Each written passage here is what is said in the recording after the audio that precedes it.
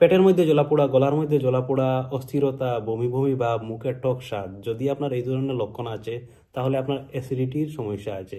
এই অবস্থায় কি হয়, আমাদের পাকস্থলীতে থাকা অ্যাসিড আমাদের খাদ্যনালীতে চলে আসে। এই অবস্থাকে গ্যাস্ট্রিক রিফ্লেক্সও বলা হয়। এর কারণগুলো হচ্ছে, যদি আপনার খাবারে অতিরিক্ত মশলা, তেল মশলা আছে, তাহলে আপনার এই ধরনের সমস্যা হতে পারে। এছাড়াও ধূমপানের ফলে হতে পারে, মদ্যপানের ফলে হতে পারে, যদি পর্যাপ্ত পরিমাণ ঘুম হয় না তাহলে আপনার এই সমস্যা হতে পারে, কিছু পেইন কিলার খাওয়ার ফলেও হতে পারে। এছাড়াও যদি আপনি নিয়মিত ব্যায়াম বা শরীর চর্চা করেন না তাহলে আপনার এই ধরনের সমস্যা হতে পারে। এছাড়াও যদি আপনি অনেক ক্ষেত্রে বাইরের খাবারগুলো খেয়ে থাকেন, ঘরের বাইরের খাবারগুলো যদি খেয়ে থাকেন, ফাস্টফুড খেয়ে থাকেন, তাহলে আপনার এই ধরনের গ্যাসের সমস্যা হতে পারে। এছাড়াও অতিরিক্ত মানসিক চাপ এবং ভাত খাওয়ার পরেই যদি আপনি বিছনায় শুয়ে পড়েন তাহলে আপনার অ্যাসিডিটির সমস্যা হতে পারে। এখন কথা হচ্ছে অ্যাসিডিটির লক্ষণগুলো কি কি।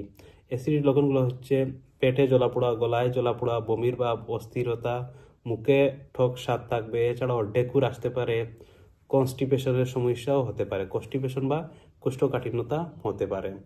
এখন কথা হচ্ছে এর চিকিৎসা কি। মার্কেটে অনেক ধরনের ঔষধ আপনি পেয়ে যাবেন অ্যাসিডিটির কারণে, কিন্তু আমি যে চিকিৎসাগুলো বলবো সেগুলো হচ্ছে ঘরোয়া চিকিৎসা, যেগুলো কোনো ঔষধের প্রয়োজন নাই, আপনি নিজে নিজে ঘরে সেগুলো ঠিক করতে পারবেন।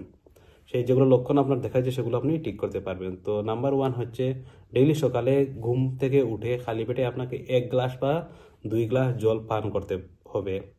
এরপর কাঁচা হলুদের জুস আপনি খেতে পারেন, রোজ 2 বার ভাত খাওয়ার পূর্বে খেতে পারেন। এছাড়াও আপনি রোজ 30 ml অ্যালোভেরা জুস খেতে পারেন। এছাড়াও আপনি মন্দুকা পর্ণি এবং পুদিনা পাতার জুস বানিয়েও খেতে পারেন। এগুলো যদি আপনি খান তাহলে আপনি এই সমস্যা থেকে মুক্তি পাবেন। এছাড়াও আপনাকে কি করতে হবে, যদি আপনার অনেক বেশি মানসিক চাপ আছে সেগুলো কমাতে হবে, এবং তেল মশলাযুক্ত যেগুলো খাবার আপনি খান সেগুলো ছেড়ে দিতে হবে, এবং বাইরের খাবার একদম ছেড়ে দিতে হবে। তাহলে আপনি এই সমস্যা থেকে মুক্তি পাবেন।